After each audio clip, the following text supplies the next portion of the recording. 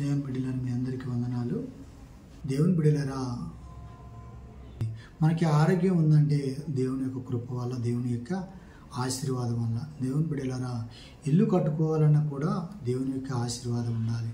ఆ ఇంటిలో మనము జీవించాలన్నా కూడా దేవుని యొక్క ఆశీర్వాదం ఉండాలి.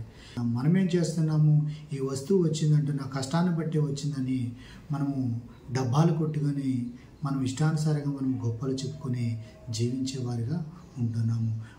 మనకి ఈ వస్తువు ఇచ్చిందంటే మనం దేవునికి యొక్క వందనాలు చెప్పుకునేవారిగా ఉండాలి. ఈ ఆరోగ్యాన్ని బట్టి, వస్తువులను బట్టి, బండ్లను ఇచ్చినాన్ని బట్టి, ఆస్తులను బట్టి కృతజ్ఞత కలిగేవారిగా మనం ఉండాలి. దేవుని బిడ్డలారా, ఇవి అన్నిటిని ఇచ్చిన దేవునికి మనం వందనాలు చెప్పుకొని ఆయన కోసం నమ్మకంగా జీవించేవారిగా మనము ఉండాలి.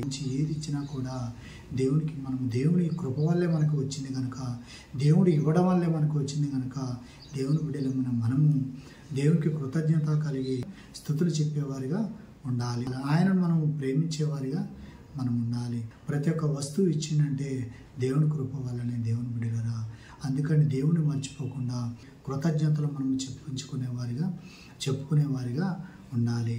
దేవుడి కొద్ది మాటలు దీవించిన గాక.